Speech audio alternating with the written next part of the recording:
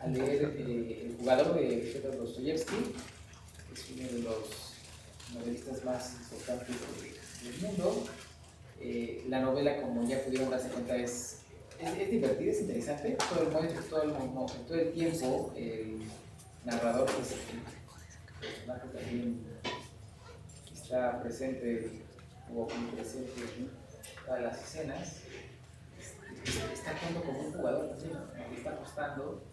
El doctor Víctor, que lo percibo como que todo el tiempo está apostando cómo se dirige a los, en este caso al general, cómo se dirige a la aristocracia, al CES.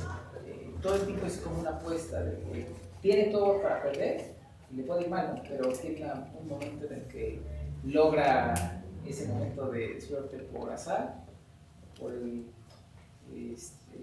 la divinidad, la providencia, como le quieran llamar, y encuentra ese momento del premio, ¿no?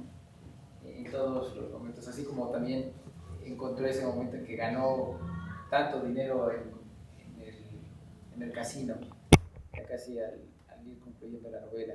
Entonces, la novela realmente tiene mucho que podemos analizar, incluso reflexionar desde los ámbitos económicos, el comportamiento, las jerarquías sociales, ese comportamiento social que vemos en esos grupos, que también vemos que hay una falsedad o una imagen, digamos, que quieren dar a conocer como incluso que se estiman, que se quieren, se tutean, se bromean, pero lo único que les interesa es el dinero, ¿no? O explotar al otro. Entonces, es una novela interesante y como todas las obras de los autores, pues está reflejada la vida de Dostoyevsky en algunos momentos de su vida, están ahí mostrados, ¿no? Hay unos pasajes interesantísimos incluso de cómo se escribió esta novela. Todo eso nos lo va a detallar muy bien el doctor Víctor, porque es amante de la literatura rusa, además habla ruso, lee en ruso, entonces él nos puede platicar un poquito más de la novela. Es todo un estache de monedas, porque como recuerdan también sabe árabe, y bueno, cuando vimos las mil noches, también nos platicó ampliamente sobre ese mundo. Entonces, hoy pues le voy a ceder la palabra al doctor Víctor para que nos pueda hablar justamente cómo se relaciona en esta introducción, buena parte de la obra, la vida de Dostoyevsky, su biografía un poco, y con la novela, y con también ese pasaje interesante. A mí se me hizo muy interesante cómo el haber entregado esta novela, que me platicaba el doctor antier, o apenas hace unos días, que la escribí en 3 semanas.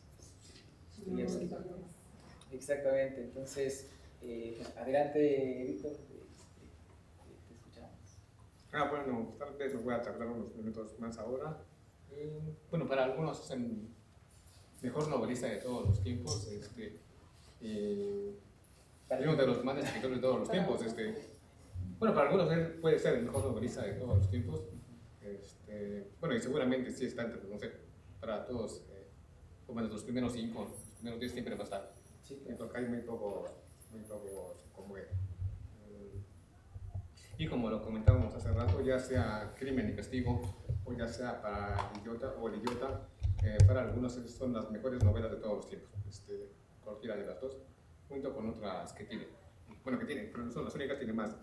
Es de los escritores que más, bueno, del siglo XIX, que más obra publicada tuvo, porque creo que cuando salieron las obras completas fueron como 20.000 páginas. Esto se daba porque escribía muy rápido y porque Kai siempre estuvo endeudado. Y entonces escribía muy rápido y no tuvo tanto obra publicada. En comparación con Fausto, creo que su obra publicada de ese tiempo fueron 12.000. Eso llegó a las 20.000. Entonces publicó 8.000 páginas más, no, mucho más que Tolstoy.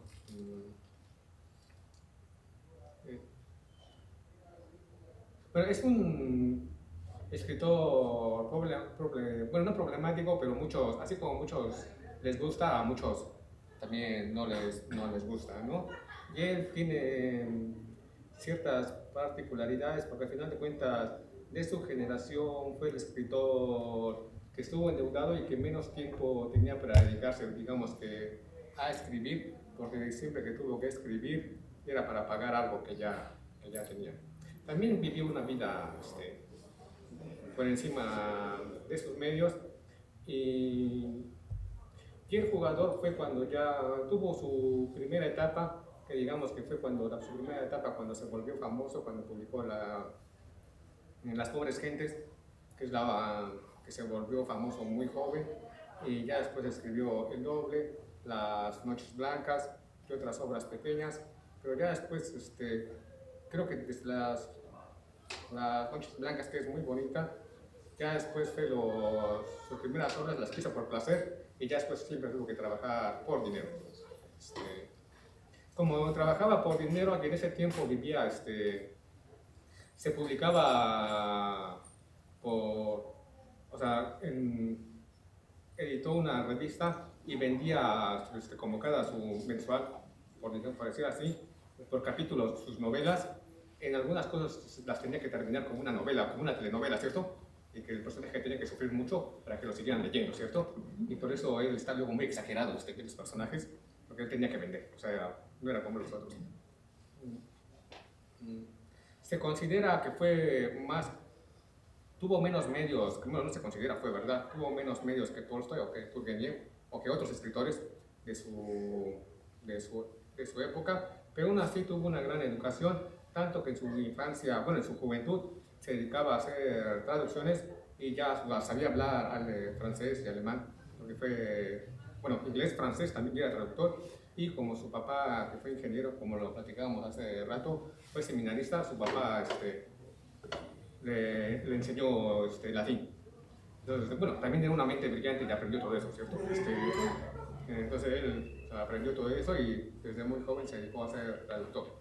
También tuvo la posibilidad de estudiar y desde muy joven, aun cuando estudió en la escuela de ingenieros, quería ser escritor. Tuvo una educación, para muchos tuvo una educación severa y su papá era así como alguien, no sé, que siempre lo castigaba mucho y era como muy severo.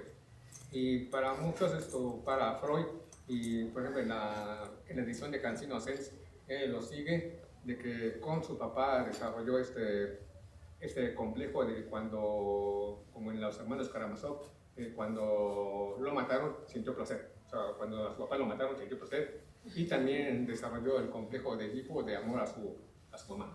Porque a su mamá la idealizó. Bueno, esta es la versión de Freud y de que Cansino Sens toma en su introducción. Y de ahí fue como su transformación y ahí tuvo como una resurrección de Dostoyevsky que cambió toda su vida. Y por eso describe cosas así, o describe los temas difíciles como el parricidio, como el suicidio. Sus novelas es común que se suiciden, aunque quien se suicida no son los pobres, sino a veces son los más malos, que esos tal vez sean buenos, ¿cierto? Pero los más malos son los como Bregailo en la Crimen y Castigo, es el que se suicida. Pero el tema trata estos temas. Para los que no acuerdan que su transformación fue con la muerte de su papá, su transformación dicen que fue cuando lo iban a fusilar junto con otros compañeros y que al final ya no lo fusilaron, sino que lo mandan a Siberia a trabajos forzados 4 años. Y que él ahí, cuando estaban a punto de fusilarlo, ahorita les voy a, según leer las palabras que él pensó, y cuando les llega, bueno, dicen que en realidad el zar no lo iba a matar, que nomás quería ver cómo sufría. Y que incluso alguien se murió nada más de susto, o sea que ya cuando los forman y ya están todos ahí y leyendo la orden, que uno se murió, de sus compañeros se murió nada más del susto. Así, y que al final llegó el perdón, que dijeron, ya nos vamos a matar. Y que ahí él sintió como, ay, está. El milagro. O sea, que se salvó y quería quería vivir de nuevo. Sí. Y de ahí lo mandan a Siberia a trabajar 4 años, y de ahí está su libro de Memoria de los Casos de los Muertos, que es un gran libro que narra toda su estancia en Siberia. bueno, ahí tiene su transformación. O sea, pues se vuelve rusófilo, se vuelve seguidor de la, bueno, más seguidor de la Iglesia Ortodoxa y el respeto hacia el zar. Y bueno, y con respecto a otros como Nekrasov, que Nekrasov fue el que lo apoyó para que se publicara las Pobres Gentes, porque lo recomendó con Belensky para que se publicara Pobres Gentes. Nekrasov sí murió en un campo de concentración. Chernyshevsky, el que platicábamos hace rato.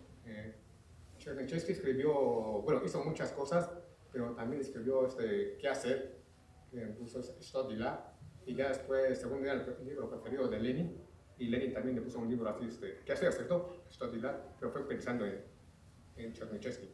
Y él también murió en un campo de concentración. Ellos sí murieron en un campo de concentración. Pero Dostoyevsky lo ve como su, bueno, para los que no creen que se transformó cuando la muerte de su papá, creen que su transformación fue aquí. Bueno, y aquí les voy a leer unas palabras que, bueno, él pone que pensó cuando ya lo iban a fusilar y dice, si yo no fuese a morir, si yo pudiera recomenzar la vida, infinito, haría de cada minuto un siglo, no dejaría perder nada, disfrutaría cada instante, no derrocharía el más leve segundo. Es lo que piensa cuando ya está a punto de lo fusil. Muchos dicen que el zar no lo quería matar, que nomás quería ver, como para castigarlos, hacerlos sufrir. Bueno, pero ya después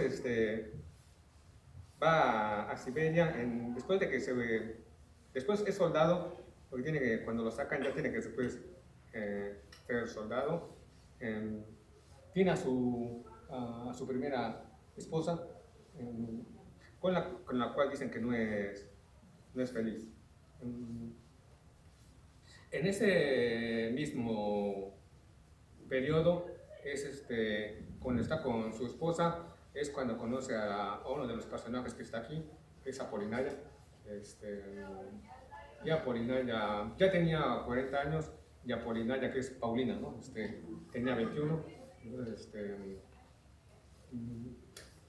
él ya era más grande, ya era más joven, pero dicen que en Rusia las diferencias de edad no son tan importantes, o sea, ni en esa época ni ahora son tan o sea, que en sí no era una gran diferencia, aunque pareciera ser grande, el doble de edad, y que fue una relación, bueno, Nabokov dice, bueno, a Nabokov no le gusta Dostoyevsky, pero una de las razones por que dice que no le gusta Dostoyevsky es porque no puede concebir que todos sus personajes estén enfermos.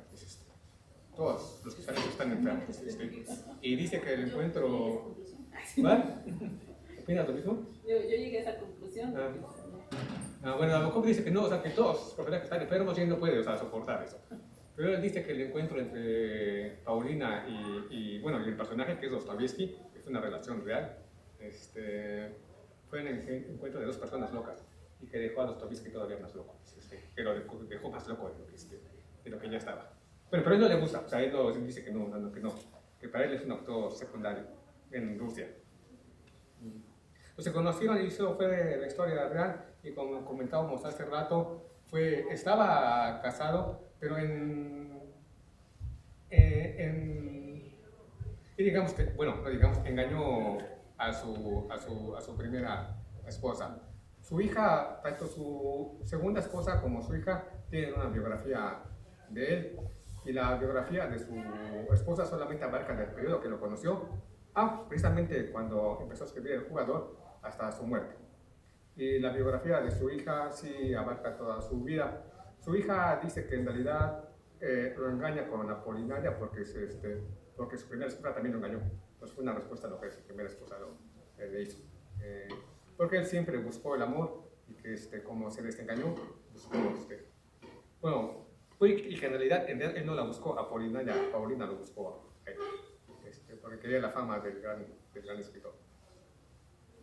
Pero esta época es la del Jugador, y el personaje sí existió, y Paulina sí existió.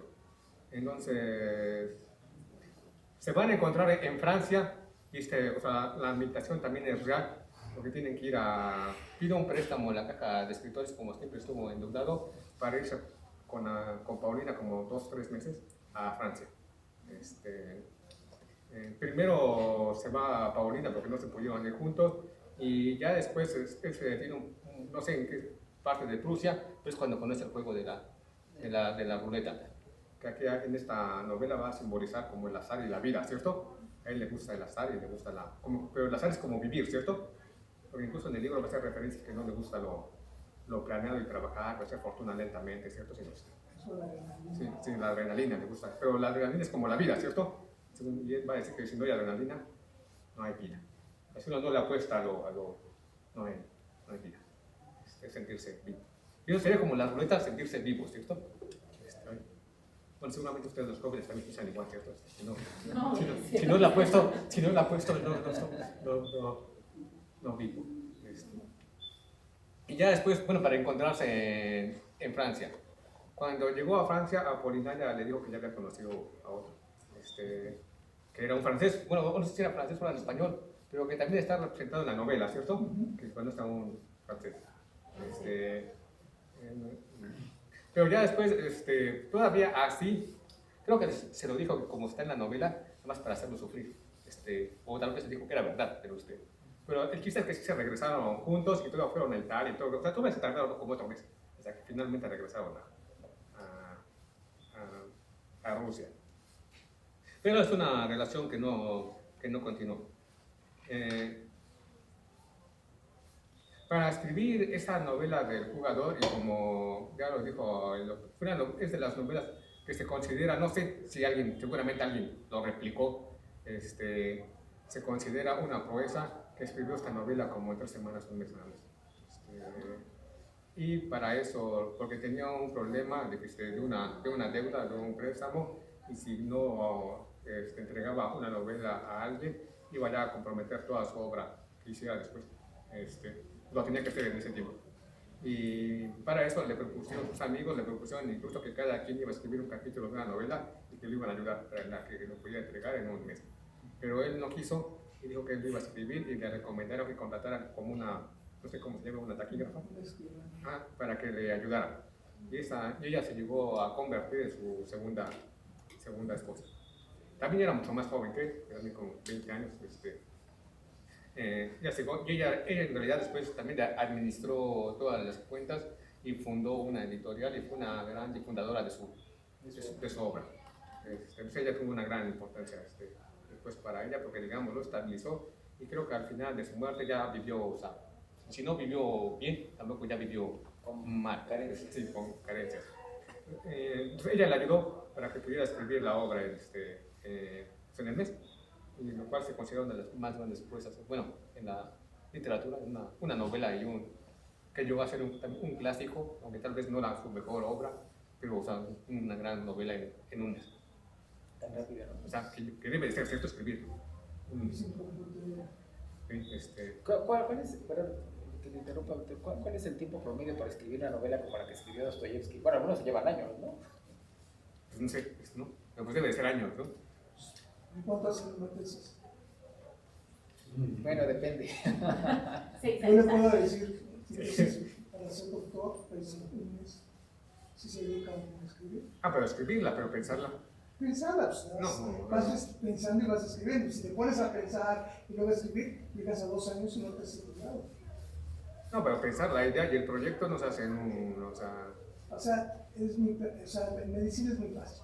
Te vas sobre un punto, empiezas a buscar información, empiezas a ver tus pacientes y rápidamente salen las cosas. Pero te ves un mes, yo te lo digo por experiencia. Bueno, en eso estoy de acuerdo, pero bueno, pero digamos la construcción del proyecto, el desarrollo de la idea, ha llevado más tiempo. Escribirla tal vez lleva un mes. Desde que vas estudiando, te vas enfocando a lo que quieres hacer. Porque si en el momento que ya acabé la carrera, ya acabé el doctorado, quiero pensar en qué es lo que voy a hacer, pues me voy a tardar otro tiempo igual. O sea, en el momento que empieza uno, que empieza a aplicar, porque sabe que si no acabas la tesis no eres nadie. Eres un candidote a algo, ¿no? Vale, por favor. Pero bueno, sí fue una proeza, ¿no? De 3. Sí, pero por ejemplo, pensar en temas como, por ejemplo, en economía, como los temas, bueno, todos los temas son complicados, ¿cierto? Pero como el dinero, tan solo para revisar la literatura que hay sobre el dinero, para revisarla lleva como 2 años, 3 años. Claro. Y, o sea, tal vez escribirlo se puede hacer en 2 meses, 3 Ya, meses. pero incluso el proceso de asimilación de la información, ¿no? Es, Lo lees y lo que se Si hacía. antes era difícil, en mi tiempo, hoy tenemos en San Google. No, pero Y en San Google ahí está todo, siempre y cuando sepan, ¿no? ¿Qué es lo que estamos buscando, no? O sea, yo les estoy hablando de los 50, de los 80s, en los 80 pues en ese conseguí un chorro de libros. Yo en el 81 terminé mi carrera de ingeniería y pues empieza el tema, trabajé en el CIMESTAF, me dieron ahí unos cursos para hacer celdas solares, invertir el agua tibia y el hilo negro. Y estuve 2 años buscando así, hasta que en algo de la carrera hice la tesis, me tardé pues, otro añito. Pero es cuestión de, pues, ahora sí que un momento enfocar. Eso me sirvió para que pues, mi tesis de doctorado fuera así, porque ya sabías hacia dónde ibas. en economía, no sé, Lleva su tiempo en los conocimientos, ¿no? una tesis de maestría, no sé, en mi opinión, y es mi opinión, debe ser de licenciatura, 6 meses. No es mi opinión, tal vez, casi está, una de maestría tal vez sí 1 año. Si una de doctorado, no sé, ahí sí, no sé, de 1 a 3 años, de 1 a 3 años, o 5, o sea, algo así, o más, Dependiendo, ¿no? o más, sí, o más, pero lo más rápido y lo ideal sería como 1 año, ¿no?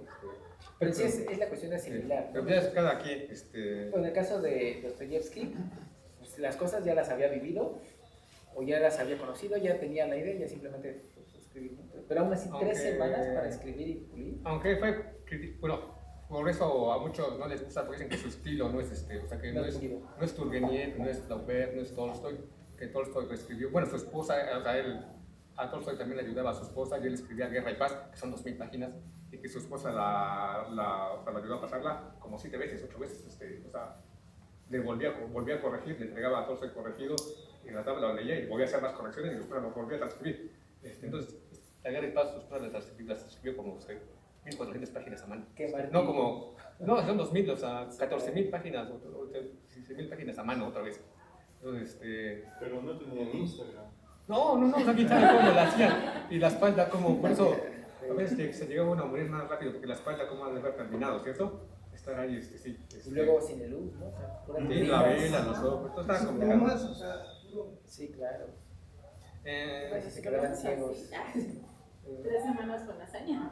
No, sí, mi abuelo sigue considerándose como una hazaña que hizo y por eso sus amigos se le ofrecieron es que escribieran un capítulo cada quien para que terminara más rápido. Bueno, pero lo hizo, y se considera que fue algo, pero que además a la posteridad también fue un clásico y se considera, aunque escribió estas 20.000 páginas, estas 200 se consideran un buen libro, o sea, que de sus mejores, de sus novelas cortas, tal vez la mejor que hizo. Y sí, nos gustó. Bueno, y ya. Bueno, ya después, para esta etapa ya era un gran escritor y ya había publicado Crimen y Castigo. Y ya después, después del Jugador, creo, no sé, a fin de que ya después además publicó Los Demonios, después de Jugador, y Los Hermanos de Karamazov. Y Los Hermanos Karamazov quería hacer una segunda parte, pero ya falleció. Bueno, y eso sería, yo creo que todo. Tiene solamente otras 2 cosas acerca de su personalidad. En el libro de su hija y en el de su esposa, siempre lo van a describir como una persona que era muy buena gente, muy buena persona y todo eso. Pero otros dicen que no. Y de este libro, bueno, pero tal vez siempre rodea a las grandes personas, eso, ¿cierto? De cómo realmente era. Siempre va a haber posiciones. Sí, entonces, bueno, él nunca se encontró con Tolstoy. Yo tengo la idea de que en realidad fue Tolstoy que nunca quiso encontrarse con él, porque Tolstoy era la gran figura del tiempo, más que él en ese momento, y él era muy buscado, y Tolstoy siempre que iba a una reunión de escritores, bueno, según Tolstoy después casi no iba a reuniones de escritores porque no quería que lo buscaran, o sea, no quería hablar con nadie. Y cuando iba, pedía que fuera quien fuera, no lo sea, solamente iba a condición de que no se quería ver no quería ver a nadie que no, o sea, que no estuviera acordado que iba a ver. Entonces, porque su esposa narra que en varias reuniones coincidió con Dostoyevsky, pero que incluso los que eran amigos, los amigos en común, le dijeron que no le podían hablar en ese momento porque también estaba Tolstoy, y Tolstoy pidió que no se le acercara nadie. Entonces, parece ser que en realidad fue Tolstoy que no quiso encontrarse con él, aunque los dos, según se admiraban, seguramente tal vez sí como escritores se admiraban.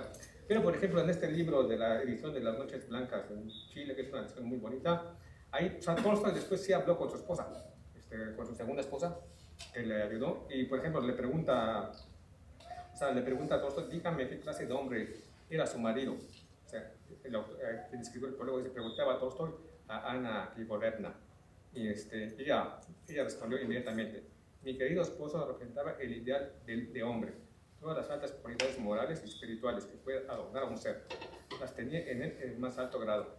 Era bueno, generoso, caritativo, justo, desinteresado, delicado, compasivo, como nadie en el mundo. Su sencillez y su sinceridad, incorruptibles. Lo describen como la mejor persona del mundo, ¿cierto? También su hija lo describe igual. Pero Tolstoy después también le pregunta a un amigo que tenía en común y que él conoció a Dostoyevsky por mucho tiempo, casi toda su vida, era de los mejores amigos de Dostoyevsky. Y escribió también una biografía, fue su biógrafo oficial en su tiempo, y Tolstoy le pregunta lo mismo, y él dice, es una cita larga: durante todo el tiempo que estuve escribiendo una biografía de Dostoyevsky, tuve que luchar contra el desagrado que aumentaba en mí, y traté de aplastar este mal sentimiento. Dostoyevsky era malo, envidioso, vicioso, y pasó toda su vida en emociones e irritaciones que lo hubieran hecho digno de compasión y hasta ridículo, si no hubiera sido tan malo y tan inteligente. En Suiza, delante de mí, maltrataba de tal modo a su criado, que este ofendido exclamó: yo también soy un hombre. Escenas parecidas se repetían constantemente porque él no podía retener su maldad. Entonces, él lo describe totalmente diferente, ¿cierto? Bueno, pues eso tiene que ver en que es un mito también, y que él causa esas emociones, ¿cierto? Entonces, ¿cómo era? Pues es que es normal. Eso es normal, ¿cierto? Unos que iban a querer, otros que iban a amar. Pero sin duda es un gran, tal vez para algunos, y tal vez puede ser el mejor novelista de todos los tiempos. Y ya por último, bueno, de ejemplos de cómo pone situaciones en esa novela, puede haber muchos, y ojalá ustedes nos lean unos, pero les quiero leer una parte de los hermanos Karamazov, que se me hace, seguramente algunos de ustedes la han leído o han escuchado hablar de ella. Tiene capítulos impresionantes, tiene apartado del Gran Inquisidor. Entonces, cierto que los hermanos Karamazov, que es un capítulo impresionante, ese capítulo de los hermanos Karamazov. Yo les voy a leer otra cosa que está con uno de los personajes, que es el padre de Zosima, donde tiene una gran discusión que a mí se me parece muy bella e importante.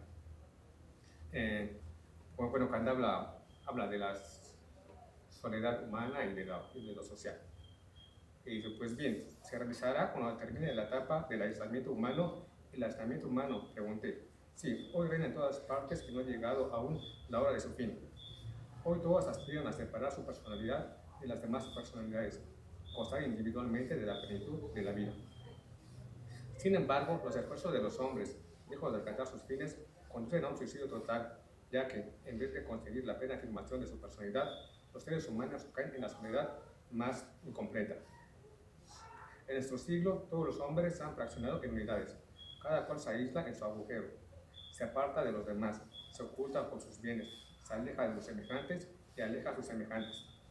Amasa riqueza del solo, se felicita de su poder y de su opulencia. El insensato ignora que cuantas más riquezas reúne, más se hunde en una impotencia fatal, porque está habituado a contar solo consigo mismo y se ha desubicado de la colectividad. Se ha acostumbrado a no creer en la ayuda mutua, en su prójimo y en la humanidad, y tiembla ante la sola idea de perder su fortuna.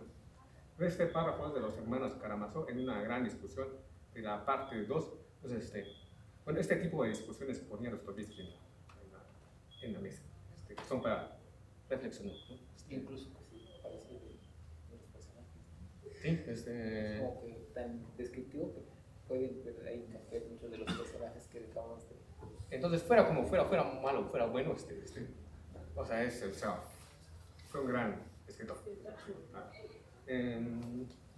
Bueno, podemos pasar a hablar, bueno, ahora ya está larga introducción de la novela. Es una novela, bueno, donde recuerda cosas que pasaron, ¿cierto? Y donde está mezclado, él intenta poner esto del azar, de vivir, de la ruleta, de la fortuna, de que cuando juega se siente vivo, ¿cierto? Y él lo contrapone, bueno, utiliza el azar y la ruleta como la vida misma, ¿cierto? Y estas emociones, pero no sé, el casino como el hotel es como toda la sociedad que está ahí, ¿cierto? Y es como todo el mundo, porque en sus personajes también está está lo ruso, que es él, que es como Apolinaria, que es como el general, la abuela, que es como los rusos, ¿cierto? Y está el varón del que se burla, que es lo alemán, y siempre un ruso se va a querer burlar de un alemán, bueno, de un ruso que se considera ruso, bueno, no sé, como ruso, el ruso profundo que se llama, se va a querer burlar del alemán. Y por eso el personaje de Apolinaria le pide que se burle del alemán, ¿cierto? Y él se burla. Pero está lo francés, está lo inglés, ¿cierto? Entonces todo eso él lo contrapone. Y por eso, como platicábamos hace rato, él va a decir que él no quiere ser como un alemán que va haciendo fortuna lentamente, sino quiere vivir ya, ¿cierto? Que él no quiere que su nieto, o sea, disfrute de de su trabajo, sino que él lo quiere costar ya. Entonces contrapone todos esos, la visión rusa, el alma rusa, y que está también que él piensa que el ruso es superior, y vivir como a la rusa, pero como en un instante, ¿cierto? O sea, vivir ya y sentirse vivo. Está el juego y tiene grandes capítulos. Tiene capítulos como el 2 que describe al jugador, ¿cierto? Y va a decir que él juega por placer. ¿No? Cuando describe al gentleman, dice: sí, claro. Yo juego por placer y yo no juego por dinero. Entonces, digamos que es un capítulo y tiene capítulos que también habla de cómo se obtiene la riqueza, ¿cierto? Y cómo se pierde. Y de forma, ¿cuál es más legítima, cierto? Al final de cuentas, si le hago por comer, o si le hago como yo, ¿cuál es más legítima? Pues tienen discusiones de ese tipo. Y es el debate moral, ¿no? De que, ¿por qué critican? Es una forma de obtener dinero también. Y también tiene esta gran discusión de que hace rato hablamos, de que los personajes de Dostoyevsky que están, por ejemplo, incluso en sus títulos, en un principio como en pobres gentes y tal vez en otras, no sé, el humillado va a ser el pobre, pero ya después como aquí como que es un personaje como de clase media, es un preceptor, un maestro de unos niños, alguien que se humilla puede ser, o sea, no un pobre, sino alguien que pues sí, como alguien que posicionalmente no es, disfruta de algo que está, o sea, no es, tiene para comer, está bien, pero que el que Apolinaria lo humille, él lo disfruta, ¿cierto? Y que está dispuesto a humillarse más y encontrar placer en ser humillado. Es que siente como que es parte de la vida, así del juego de la vida, que le toca en ese momento ser humillado, pero llegará un momento en el que sea el que gane y ella va a su habitación y ahí la encuentra esperando a obscuras, lo abraza, le da 100 besos, le pega. Bueno, pero tal vez gane porque después con lo que gana se va con la señorita Blanchet, ¿no? Ah, sí, claro. Y ella le quita, bueno, no le quita su dinero, se lo da. Pues no sé, ya podemos empezar con qué les pareció la novela, sí. Y ya después hablar de los personajes, de cuál les pareció más loco, cuál de todos les pareció más loco. ¿Cuál está más enfermo? Ok, capítulo, o sea, tiene, sí, cuando describe la ruleta, cuando describe esto del jugador, ¿cierto? Que él dice que no juega por dinero, él es un gentleman, juega por placer. Una pregunta. Entonces, cuando está describiendo, para que Apolinar, ¿cómo se llama? Decida sobre el inglés o sobre el francés, ¿es entonces confrontar las dos sociedades? Sí. ¿Eso es lo que está haciendo? Sí. Porque dice que uno es rico y el otro es, que cuál le conviene más, ¿no? Sí, está describiendo, o sea, bueno, Dostoyevsky se caracteriza, bueno, a diferencia de lo que piensa los demás, por eso de que pocos personajes relatan el mundo, ¿cierto? Entonces, en el inglés estaba en la sociedad de Inglaterra. En el francés, ¿cierto? Cuando describe que las mujeres rusas cómo se enamoran de los franceses y todo eso, está describiendo lo francés. Y la señorita Blanchet también es un poco está describiendo lo francés. El varón es lo alemán y por eso se burla, o busca burlarse de él, porque el rival histórico de Rusia es Alemania y el rival histórico de Alemania es Rusia. Entonces, según son lo opuesto. Y los ingleses los ricos del mundo. Pero están emparentados con los ingleses. No, sí, también con los alemanes, pues Yekaterina Toraya es de Prusia, y también su hijo, o sea, sí. Sí, están, incluso el núcleo ruso vino del norte, o sea, que también tienen raíces germánicas todos, sí, pero él, o sea, a final de cuentas es una visión rusófila, porque él describe lo ruso como esta idea salvaje, ¿cierto? Los salvajes, sus raíces, que va y por eso la emoción de la vida, o sea, sí, o sea, como que el alemán siente menos, ellos sienten más, y lo ruso es lo salvaje.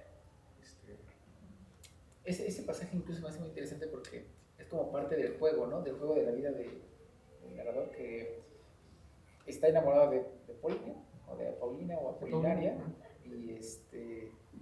y está como que jugando, sabe que tiene todo lo de perder, le está mostrando la conversación, te conviene el francés, te conviene el inglés, cuál podría ser, pero en realidad él es el que la quiere, ¿no? Entonces se los está poniendo a ver, ¿por cuál vas a apostar, no? Pero aquí estoy yo también para que apuestes por mí, ¿no? Aunque yo sé que yo soy el que menos probabilidades tengo, pero también él está, digamos que apostando un poco a sí mismo. Ella, ¿no? Sí, claro. Exactamente. Apuesta por ella. Exactamente. Gana por Y ella. gana por ella. Y le da el dinero y luego se lo avientan en la cara, ¿no? Claro. Sí. Y yo creo que es algo que sucede hoy día, ¿no? O sea, nunca falta el que tenemos a la amiga de que le da uno consejos, y mira que te está viendo fulanito y que quieres uno, pero pues no se atreve, ¿no? Sí. Es lo mismo que pasa en la novela, ¿no? En esa apuesta. Y ese te conviene, y, sí, pero pues si no está él, pues estoy yo, ¿no? Ya dependía del premio. Ya El te premio dije de que consolación soy yo, ¿no? Claro. Y eso que mencionas es muy importante, que en la actualidad quizá es algo que podríamos retomar de la obra, es que quizá por eso es un clásico, ¿no? Porque es algo tan presente, o sea, a pesar de que las sociedades van evolucionando, las generaciones van cambiando, los comportamientos o la descripción humana que hace Dostoyevsky de los personajes pues es algo común, ¿no? Que vemos en la gente esos comportamientos, esas emociones, esas tristezas, esos arranques pues sí, de pasionales, o esa desesperación por el juego, tanto aquí en la novela, eso lo vemos en la vida cotidiana, ¿no? Es una La descripción de la ruleta es excelente. Sí, claro.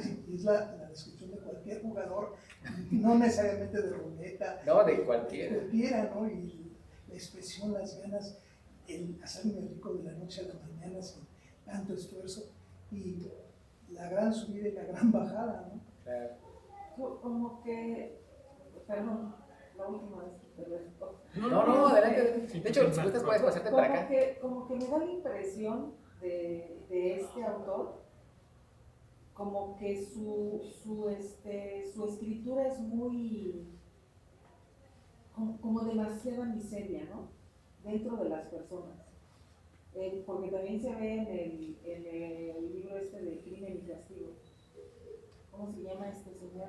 Raskolnikov. Raskolnikov, ¿no?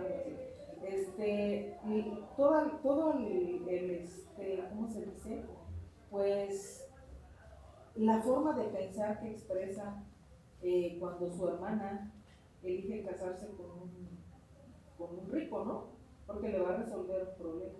Y él tiene demasiada miseria dentro de su ser, ¿no? Y entonces expresa esa miseria con su hermana, con su madre, con la misma viejita que le renta el cuarto. No sé, o sea, siento como que es demasiado, pues claro, para mostrar las necesidades humanas, ¿no? Siento eso.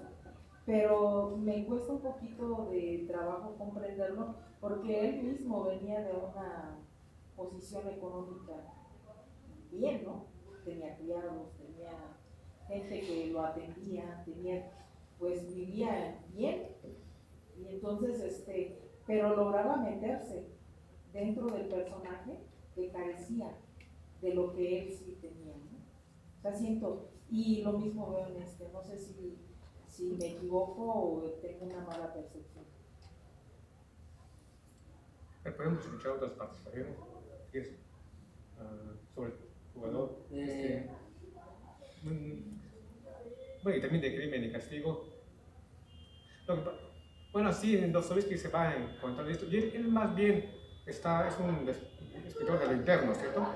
¿Cómo? De lo interno. Sí. Porque incluso él, como hablábamos, no tiene grandes descripciones del hotel, o sea, en eso no está, o sea, como el grandes simbolismos de la naturaleza, no es un escritor del naturalismo, eso no está. Él es lo interno, de un ser humano, y por eso está. Pero claro, como en Crimen y Castigo, él quiere atacar una visión, y Crimen y Castigo fue hecho, al igual que Los Demonios, para atacar otra visión que estaba surgiendo del nuevo ser humano, de la nueva persona, que iba a cambiar el mundo. Entonces él lo quería criticar. Y su personaje, en Crimen y Castigo, él va para ello, el personaje, alguien que quiere retar al mundo para saber de qué está hecho y pues quiere matar a alguien, ¿cierto? Entonces, pero él lo va a castigar, por pensar que él puede ser más que esto. Y que él ejemplifica a la gente, una parte ejemplifica a la gente joven que quiere cambiar, que tiene otras ideas. Se lo va a querer castigar. Pero sí es un escritor de lo interno, y decimos esta posición de que alguien que se humilla y que encuentra placer en la humillación, y alguien que se humilla y lo quiere humillar todavía más. Y por eso luego es tan difícil leerlo, y por eso dice que no se puede leer las novelas de Dostoyevsky en un solo día, porque incluso en un momento vas a soltar el libro y ay, no, y si piensas realmente en ello te vas a estar diciendo, ay, no, es cierto, como cuando decíamos, cuando Polinaria le dice que si realmente que se había dicho que se iba a matar y se iba a arrojar, a ver si te vas a... Claro, porque le daba miedo, ¿cierto? Sí. Y cuando le dice a Polinaria que sí se mata, pero después la va a matar a ella, ¿cierto? Entonces, ay, está complicado. Cuando uno piensa así de repente está complicado, ¿cierto? Y no dijo, ya sí escuché que, sí vi que lo estaba diciendo en serio, ¿no? Entonces, no sé si nos quieres decir. Bueno, sí, El Jugador ya es una de mis novelas favoritas. Creo que es importante que para leer a Dostoyevsky tengamos en cuenta una de las citas que más yo destaco que es del Idiota. Y Dostoyevsky dice: no olvidemos que las causas de las acciones humanas suelen ser inconmensurablemente más complejas y variadas que las explicaciones posteriores sobre ellas. Básicamente, que casi todos los personajes de Dostoyevsky albergan esa complejidad, en el que no son la contradicción viva. Son una contradicción viva, son una amalgama, un paroxismo de las más grandes emociones, desde el amor hasta el odio. Lo podemos ver en la primera parte, cuando describe pues amor por Polina, cuando dice, primero dice que la quiere mucho, que la ama, o más bien que no sabe si la ama, pero después dice, pero si en el momento en el que ella me contradice, tuviera un cuchillo, se lo clavaría en la corazón. Entonces empieza con la contradicción de saber que, porque para Dostoyevsky el amor no es bonito, o sea, no siempre bonito, sino es una lucha, una contradicción interna, es entre la mezcla entre el odio y la alegría, entre lo bueno y lo malo. Es esa contradicción, ese vorágine profundo, que por eso me gusta mucho, porque no ve todo en términos de blanco o negro, sino ve los matices que hay más allá de eso. O cuando describe en muchas ocasiones el libro, lo que yo destaco del libro, del Jugador, y por eso es uno de mis favoritos, que siempre, el primero jugador, ¿no? en los libros de Dostoyevsky siempre hay un personaje racional, que lo analiza todo de manera racional y lógica, en este caso es Alexei, y según él lo analiza de manera racional, pero en sus acciones no lo ejecuta de manera racional. No sé si se dieron cuenta que cuando hace sus análisis los hace muy puntuales, los hace prácticamente como quirúrgico, psicólogo, muy buena, pero ya cuando le toca hacer una decisión al personaje principal, ya se deja llevar por sus emociones. Y en muchas ocasiones es lo que destaca en el libro, por ejemplo, cuando dice que está describiendo sobre el jugador, cómo es un jugador de ruleta, y dice, en cuanto a mis convicciones morales más íntimas, está claro que no se ajustan a este razonamiento. En fin, ¿qué le vamos a hacer? Hablo solo para aliviar mi conciencia, pero una cosa se ha de notar, y es que últimamente, no sé el por qué, me ha resultado desagradable ajustar mi conducta y mis pensamientos, cualquier género de esquema moral, porque me guían otros motivos. El mismo personaje sabe que le guían otros motivos y que no le importa la moralidad, porque seamos sinceros, él plantea esta pregunta: ¿realmente seguimos la moralidad o seguimos la moralidad en función de qué tan útil lo es la moral para nosotros? ¿Somos seres morales o aparentamos ser seres morales en función de la utilidad que nos dan esos derechos morales? Es lo que plantea aquí Dostoyevsky. Otra cosa que destaco es, aquí de nuevo, ya cuando está escribiendo, cuando está peleando con el ruso, y el ruso Dostoyevsky siempre lo considera como pasional, muy pasional. De que el ruso es superior porque es muy pasional, porque no es materialista como el alemán. Es una contraposición que se piensa que los rusos fríos, ¿cierto? Y para ellos son pasionales, son muy pasionales. Sí. Creo que también es Tolstoy que habla del espíritu ruso. Sí, también el espíritu ruso también está en Dostoyevsky, los dos describen el espíritu. Sí. Entonces, la parte también cuando habla de los que dice: me importa un bledo las cualidades morales y todo está detenido en mí. Usted misma sabe por qué no tengo en la cabeza un solo pensamiento humano. Hace ya mucho que no sé lo que sucede en el mundo, ni en Rusia ni aquí. De que a él no le importa lo moral, de que no sabe, no tiene ni un pensamiento humano, y él incluso se abstrae de lo humano y dice: yo soy yo, actúo, no trascendo, ni siquiera sé dónde estoy. Yo no sé si ustedes han visto una serie que se llama True Detective.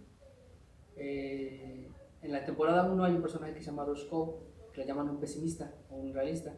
Él plantea algo que para mí encapsula el pensamiento de la mayoría de los personajes de Dostoyevsky. Roscoe dice: yo creo que la conciencia humana es un trágico paso en falso en la evolución. Nos volvimos demasiado conscientes de nosotros mismos. Hablando de lógica natural, la conciencia humana no debería existir. Somos seres que aparentamos tener un yo cuando realmente no somos nada. No somos nadie, solamente somos construcciones sociales intentando parecer algo, pero realmente no somos nadie. Profundo. Entonces ese es el camino círculo del jugador. Creo que es destacable ver este matiz, porque en Occidente, si contestamos esto con Occidente, con la literatura de Occidente es muy diferente, la literatura de Occidente a la rusa, porque los rusos es más eso espiritual, más, digamos, profundo, y lo occidental es un poco más idealista en el sentido positivo. Entonces creo que es lo que más destaco, y por eso es que el jugador es muy bueno para ver, para hacer una introspección hacia nosotros mismos, hacia criticar, no lo bueno o lo malo, sino criticar. Ese es el punto, ¿no? Porque Dostoyevsky plantea las dudas, pero no da ninguna respuesta. Plantea más dudas y más dudas, pero no da ninguna respuesta, porque las respuestas las tenemos que descubrir nosotros mismos. Sí, son un montón de preguntas y no de respuestas. Bueno, y los dos escritores, de su tiempo querían encontrar eso, ¿cierto? ¿Dónde estaba el espíritu ruso? Tanto Tolstoy como Dostoyevsky.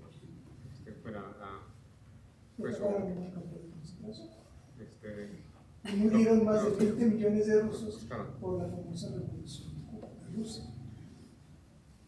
Yo diría, si vas a Rusia, la gente pues es indiferente. ¿Por qué? Porque pues, los enseñaron a no mostrar sus sentimientos. Entonces, porque si sabes que los muestras, pues vas a acabar en un campo de concentración, no vas a llegar mucho.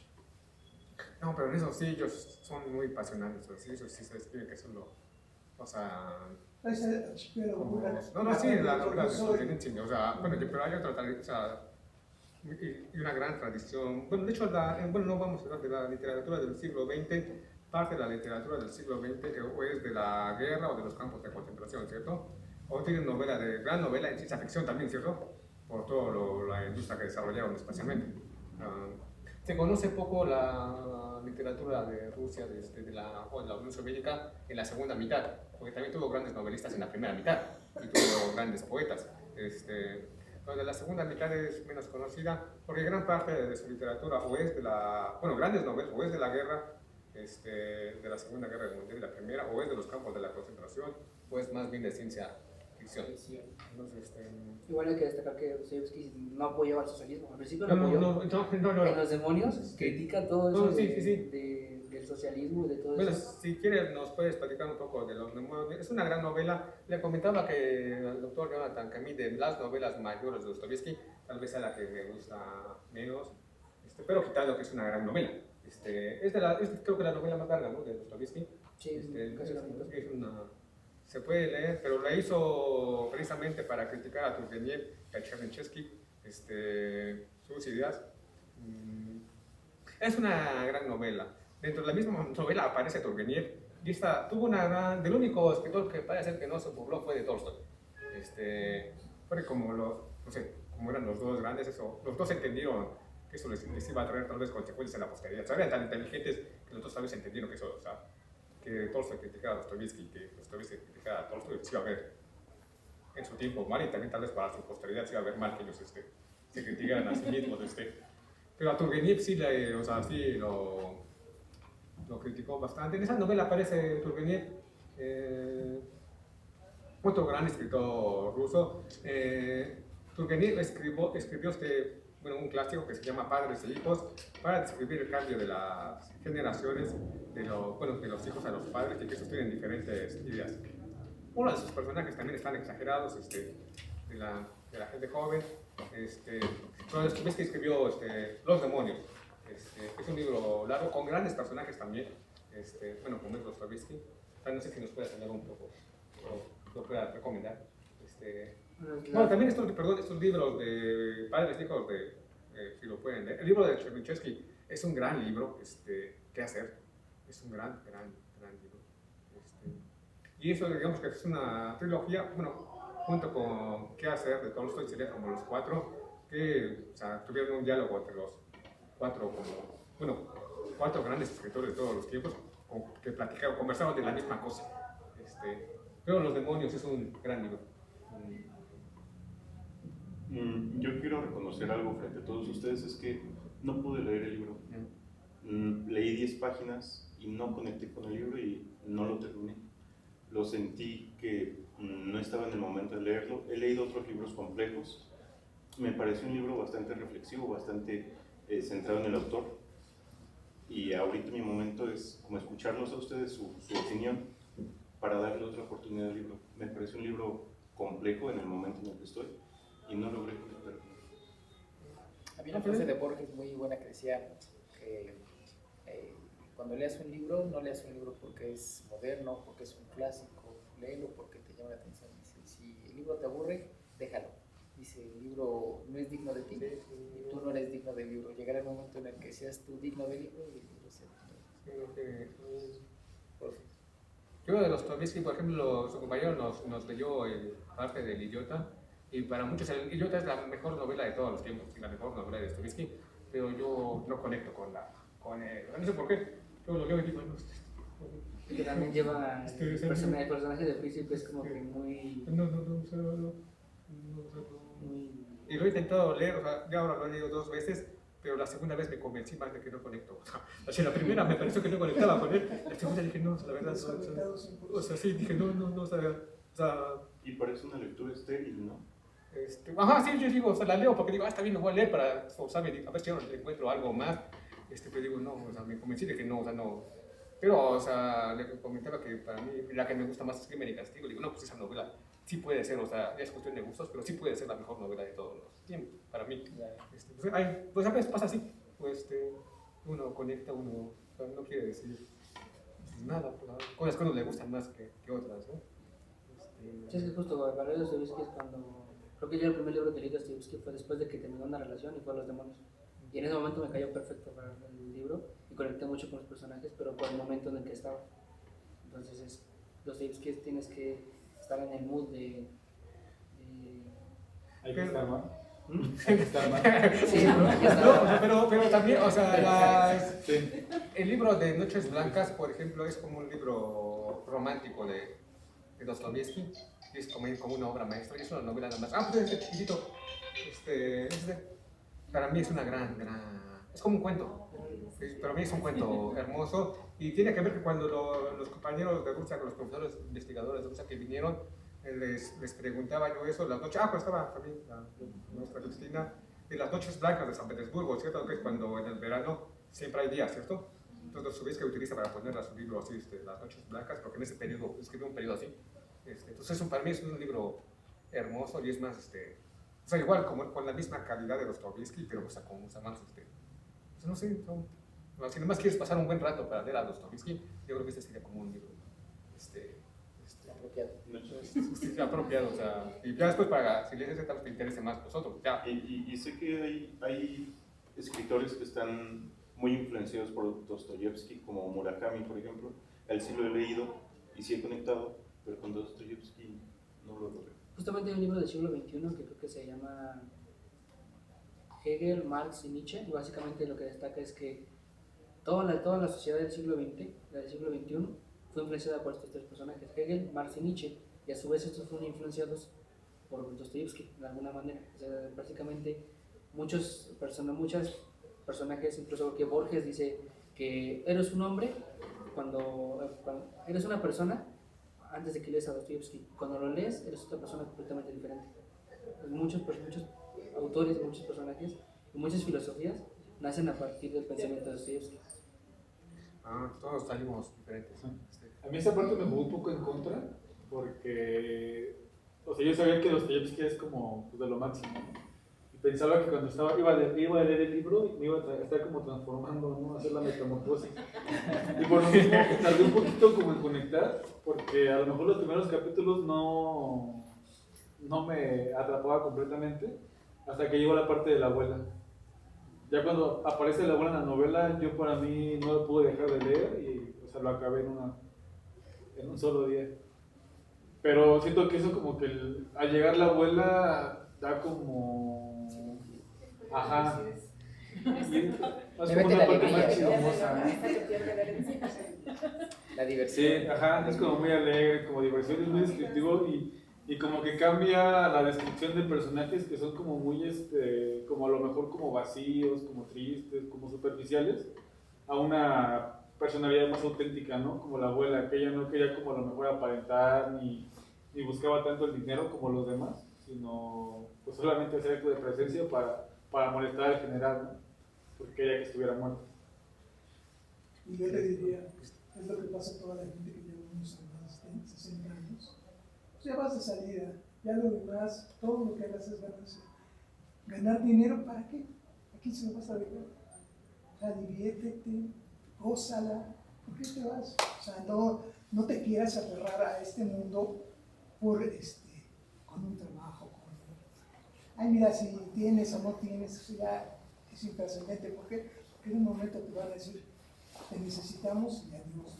Y ese es el caso de esa abuela. O sea, cuando la goza uno, bueno, por la edad, ustedes no lo han podido gozar, pero todavía les toca mucha montaña que subir, ¿no? Pero uno que ya está ahí casi llegando a la cima, dice, pues es que ahí me veo yo, pues ahí estoy. Esa soy yo, ese soy yo. Sí, efectivamente es una literatura muy compleja, ¿no? Una lectura que va desde el punto de vista psicológico. De la psicología para mí era como encontrar ese sentido de vida, ¿no? Que él buscaba realmente como este personaje que detrás de la obsesión o de esa adrenalina, pues hay alguien que le inspira, que en este caso pues va a ser Polina, ¿no? Prácticamente era ella ese sentido de decir, pues yo voy a hacer lo que tú me digas, ¿no? Cuando le dice qué hacer, él va y prácticamente pues va a jugar, ¿no? Cuando lo cita y le dice, te voy a decir realmente cuál es la causa por la cual quiero que juegues por mí, y ya sabe la razón, sabiendo que finalmente pues está por ahí la herencia, ¿no? Que le ha dejado su madre, ¿no? En juego, pues hay un sentido de vida que le hace hacer finalmente el jugar, pero detrás de ello esa obsesión siempre de estar apostando, ¿no? Perdiendo, ganando, y que al final del juego y de todo se queda sin nada, ¿no?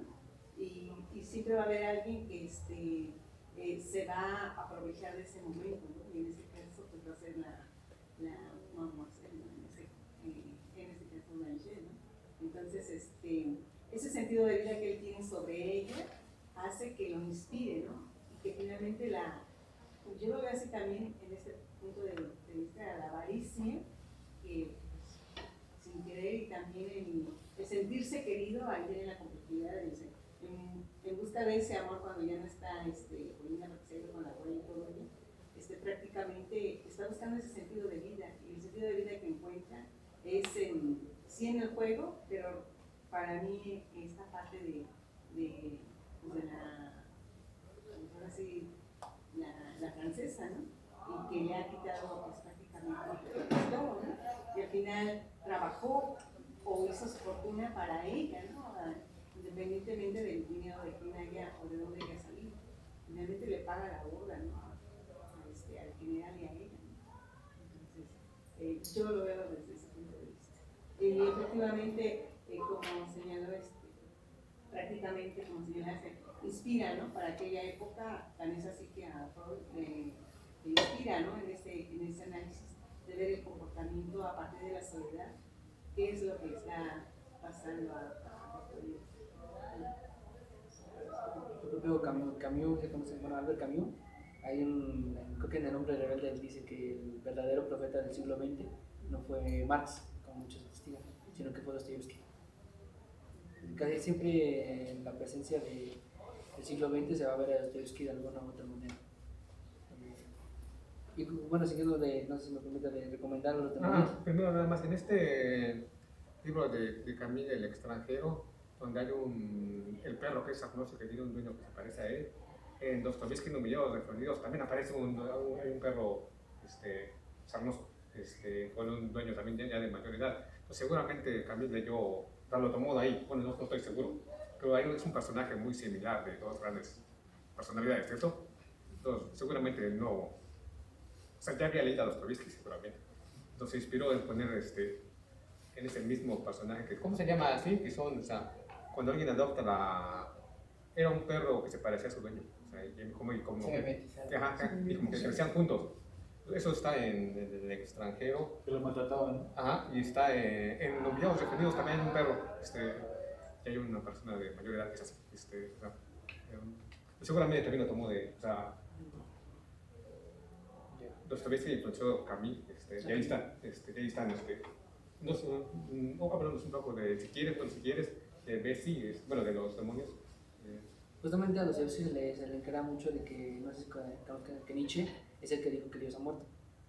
Eso de Dios ha muerto ya estaba eclipsado, Dostoyevsky lo había tocado en el tema de los demonios Karamazov y lo desarrolla aún de alguna manera en los demonios. Los demonios es una crítica al nihilismo. Todos los personajes de Dostoyevsky parecen ser nihilistas, pero yo soy crítico del nihilismo. El nihilismo fue un término que inventaron, surgió en Rusia, ¿cierto? Con se le atribuye a Turgenev. Después lo discutieron todos los grandes de ese tiempo, incluido Dostoyevsky. Perdón, continúo. Entonces, yo recomiendo mucho, si quieren, para condensar casi todas las obras de Dostoyevsky, en Los demonios se condensa todo eso. Perdón, pero los demonios es muy complejo porque es muy visceral. De hecho, hay el último capítulo estuvo prohibido por cierto tiempo porque habla de que el personaje más grande, que se llama Stavrogin, confiesa un crimen de que había abusado de una niña de 12 años. Pero todo eso lo describe como un confesionario hacia un monje. Pero para llegar a eso tiene que ver toda la historia. De hecho, se llama la confesión del confesionario Stavrogin, es el último capítulo. No todos los libros de los demonios tienen ese capítulo, creo que solamente Alianza y algunos otros editoriales lo mantienen íntegro, sin censura, sin nada. Pero justamente, si quieren ver una perspectiva más oscura de la personalidad o de lo que Dostoyevsky, de los que muchos de los lectores de Dostoyevsky le atribuyen a Dostoyevsky, que es al alma humana o la profundidad de las justificaciones más allá de lo bueno y lo malo, los demonios lo abordan muy bien. Pero sí pero no hay que verlo desde lo bueno o lo malo, sino de esa profundidad un poco más, no sé cómo explicar, de más allá de lo bueno o lo malo. Porque justamente hay tres personajes en los demonios. Stavrogin, que básicamente Stavrogin es muy carismático, muy guapo, lo pone como el ideal. Al final, pues termina siendo igual, termina siendo muy cometiendo ese crimen, pero toda la novela nos lo traen como que es el líder por excelencia del futuro idealista humano, y lo ponen como el perfecto. Después está Piotr Stepanovich, es el nihilista por excelencia, es una persona que no le importa nada, que no le importa, en cuanto se lleva la revolución, hace todo lo que sea necesario para la revolución. Y luego está un personaje que muchos han asumido que es el propio Dostoyevsky, que es... ¿se me olvidó su nombre? Lo tengo.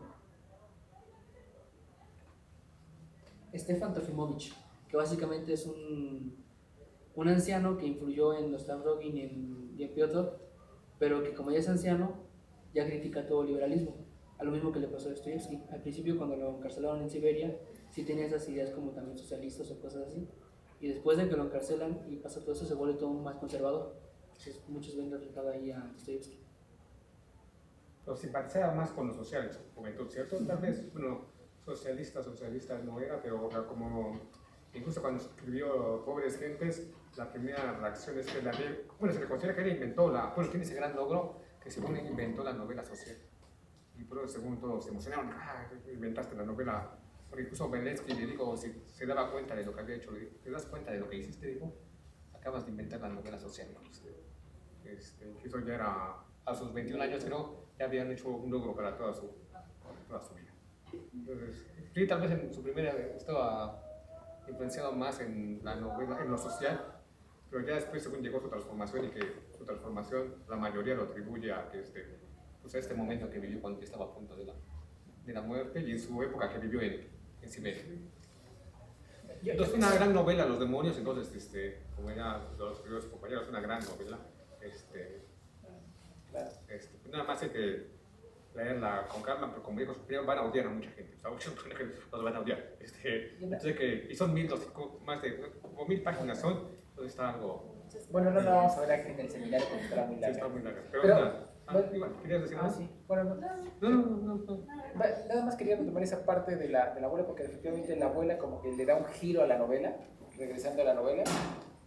Se me hace interesantísima su participación, porque como ya lo había dicho hace ratito, como que representa un poco el espíritu ruso, ¿no? Recuerden que era una sociedad muy estratificada, muy jerarquizada, digamos que cada estrato social tiene su lugar y nadie puede transgredirlo, está muy mal visto, ¿no? Esa distancia social se tiene que permanecer. Si recuerdan cómo se ve a los criados, más son como ceros a la izquierda o son inexistentes, y sin embargo tienen a la vez ese espíritu de vida, ¿no? Que hacen esta crítica con los alemanes, como ya se había dicho, y hay una parte donde dice aquí que, por ejemplo, cómo es el juego o cómo la vida, es una alegoría de cómo sería la vida para los rusos. Dice, la catequesis, pero es muy sencillo, dice, la catequesis de las virtudes y dignidades del hombre occidental civilizado se han hecho historia y también poco menos que el punto capital y piedra filosofal para un buen ejercicio en el arte de conseguir fortuna. El ruso, empero, no solamente es incapaz por naturaleza de acumular caudales, sino que además, cuando los tiene, los derrocha a tontas y a locas. Lo cual no quiere decir, por supuesto, que a los rusos no sean menos necesario el dinero que a los demás. Y por consiguiente, no dejamos de sentir la lógica emoción que siente en una solterona. Dice, al hijo menor, entre tanto, lo venderán como al trabajador o como soldado. Estas normas se hallan tan establecidas en las costumbres que incluso los hijos perjudicados quedan satisfechos, ya que no pueden pensar otra cosa, sino que todos los miembros de la familia están cumpliendo con su deber. Dice, es lo ideal, conseguir que las víctimas se sientan a gusto con el sacrificio. No se dan cuenta de la sutileza. Por lo demás, el hijo mayor tampoco la pasa tan bien. Cierto es que a su alrededor siempre surge una Amalchen a la cual se siente unido por el corazón, pero no puede casarse con ella por el momento, ya que no tiene ahorrado lo suficiente, que realmente está describiendo, ¿no? Que nunca va a consumar ese amor, ¿no? Y que en realidad vive derrochando por lo poco que tiene, porque su futuro es muy incierto. No es que en realidad hace una crítica a los al espíritu alemán, que esa paciencia y esa meticulosidad de que pasan generaciones y generaciones trabajando y ahorrando y malpasándose para que la siguiente generación tenga un poquito más, pero también se van a malpasar para que hasta la tercera generación ya tengan acumulado un capital y puedan disfrutar de ese recurso, ¿no? Tengan una vida más o menos holgada, que es, la verdad es que por un lado es una crítica, pero por otro lado es como es un halago, ¿no? Es un reconocimiento a esa paciencia que no tienen los rusos, pero también tienen la conciencia, cierta conciencia, por lo menos Dostoyevski aquí lo refleja en el personaje de la abuela, porque cuando llega la abuela y quiere ir al casino, dice, y bueno, ya quiere ir, ¿no? Pero quieren que vaya todo, dice, de manera que ni tú misma lo sabes, dice, Marta, ¿tú también vendrás conmigo? O sea, al casino, dijo la abuela, y alguien le contesta, pero ¿por qué ha de venir ella también, tía? Intervino de pronto el general. Piensa que no sé si será posible. En los salones de juego no dejan entrar a todo el mundo e incluso puede que se le prohíba a Potapich. Y contesta la abuela, absurdo, en mi vida no he oído nada más absurdo. ¿Es que van a echar a Marta porque sea una criada? ¿Acaso no es un ser humano? Ese diálogo se me hace interesantísimo. O sea, cómo es una estructura social, a los criados se les ve menos, pero ella ya que está más avanzada de edad, que disfruta la vida y que está derrochando porque sabe que en cualquier momento se va, ya reconoce que el otro es un ser humano, ¿no? Aunque esté a su servicio, es un ser humano. Ese pasaje me encantó, porque refleja y justamente el comportamiento de la abuela, ¿no? Muy humana, siendo auténtica, diciendo, este es un idiota, este es un imbécil, ¿para qué está ese tapiz? ¿Ese cuadro quién lo trajo? Ese tipo de cosas que cualquier persona, y más de ese estatus, no va a andar preocupado por esas cosas, no va a andar preguntando, y la abuela lo hace. Entonces, a mí se me hizo un personaje, me encantó la verdad el personaje de la abuela, creo que refleja mucho de las cosas auténticas de la vida, ¿no? Que al final de cuentas lo derrocha, luego se arrepiente, dice, yo quería construir una iglesia de madera o de piedra, yo casi me lo había prometido, y ahora ya despilfarré todo, ¿no? Y le dijo, bueno, está bien, pero ya me voy, quiero hablar con el inglés para que me preste, ¿no? Y se lo prestan, y luego para colmo, se vuelve a ir al casino, ¿no? Que él ya no la quiere acompañar. Esa descripción humana, ese análisis psicológico que hace de la abuela se me hace estupendo y quizá es de mis personajes favoritos de esta novela, ¿no? La abuela, que me gustó muchísimo. Pero, perdón. Pues justo yo creo que de repente pasa que justo es en esa partecita donde conectas un poquito más con las emociones, ¿no? Como que va más rapidito y le entiendes un poco mejor.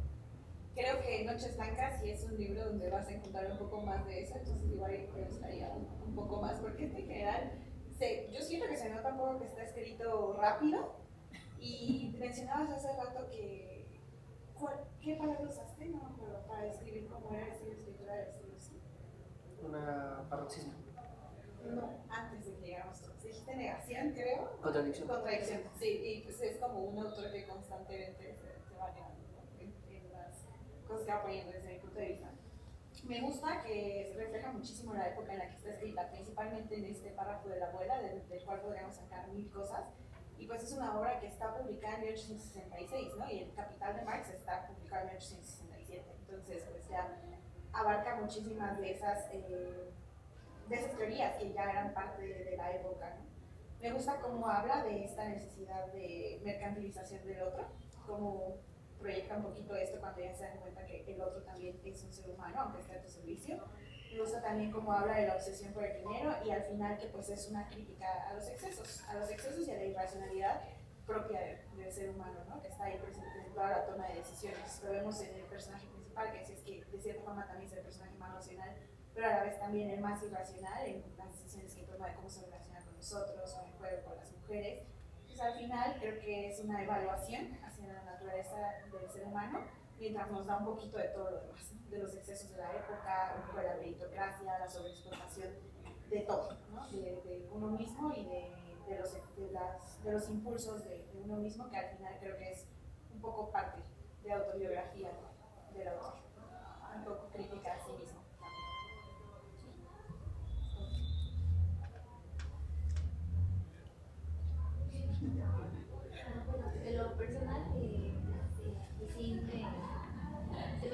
pesados.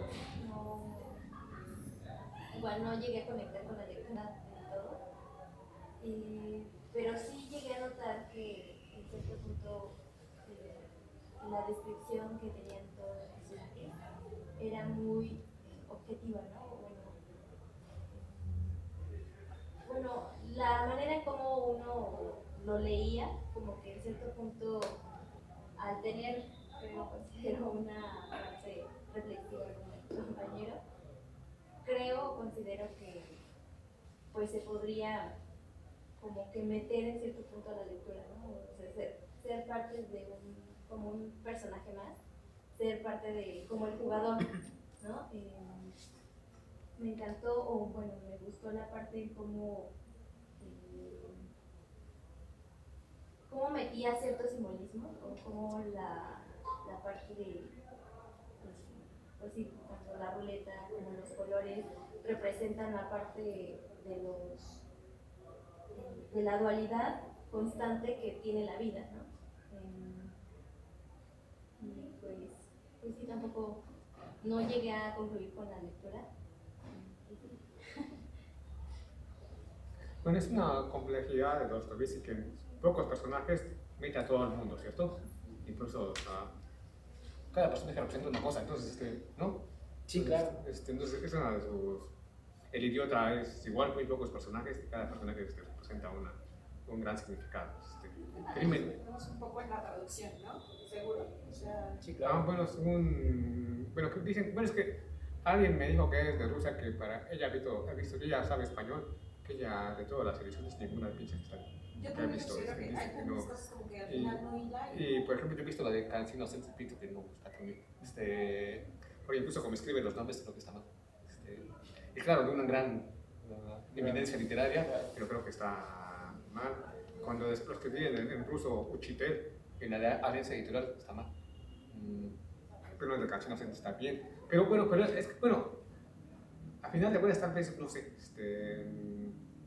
porque dicen que incluso en ruso pues, todavía es complicado. O sea, para los nativos también es, por su densidad que tiene, es un complicado, entonces sí, tal vez hay que leerlo con calma, darle... Bueno, si a uno no le gusta, pues no le gusta, ¿cierto? O sea, si, si algo no le gusta a uno, pues no lo va a leer, si uno no le gusta, pero tal vez si a uno no le gustó la primera vez, sí darle una segunda oportunidad, y si ya no te gustó la segunda oportunidad, pues ya no darle ninguna, porque ya no te gustó. Pero es un autor complicado, entonces, pero incluso después de lo que has visto una vez, tal vez te merezca leer y te gustó, tú vas a tener que seguir leyendo, porque sí queda, o sea, son personajes, como mete todo el mundo en unos cuantos personajes, pues cada personaje es complicado. No es Tolstoy, que según en Guerra y Paz tenía 1600 personajes, ¿cierto? Entonces en él no se encuentra eso, y bueno, y muchos consideran de todos una proeza, que en una esa es una de las novelas que más personajes hay y que todos los conectó, y que utilizó para describir a la gran sociedad rusa de su tiempo, y precisamente llegó a la misma conclusión que Dostoyevsky con diferente respuesta de que el espíritu ruso no estaba en modernizarse ni estaba en la parte de occidente de Europa, sino que el espíritu ruso estaba en otra parte, estaba como en la parte profunda de lo que no era Petersburgo, sino estaba en el interior de Rusia. Ellos llegaron a la misma conclusión, de diferente manera, y bueno, con diferentes respuestas, pero llegaron a la misma conclusión. Pero sí, es un autor que mete todo el mundo y sus personajes simbolizan a todo el mundo, que son muy complejos y complicados, o complicados de leer de una sola vez, o sea, leer el libro de una sola vez. Debo decir algo muy curioso que mencionó Guerra y Paz, es que hay un paralelismo, bueno, es una Guerra y Paz. Guerra y Paz de Tolstoy, hay como en los grupos de lectura, yo he visto que se progresa mucho en la historia de que en Guerra de Paz hay un personaje que se llama Pierre Bezukhov, que también cuando entran los franceses a Moscú lo van a fusilar, igual le dan el indulto antes de que lo vayan a fusilar, justo está bien. Entonces muchos dicen que esa parte de ahí de Pierre Bezukhov, cuando lo van a fusilar, Tolstoy tomó de inspiración lo que le había pasado a Dostoyevsky. Entonces, porque en ese suceso de Dostoyevsky ya estaba muy popularizado para el siglo XIX, muchos conocían el hecho de que lo habían mandado a Siberia y de que lo habían indultado.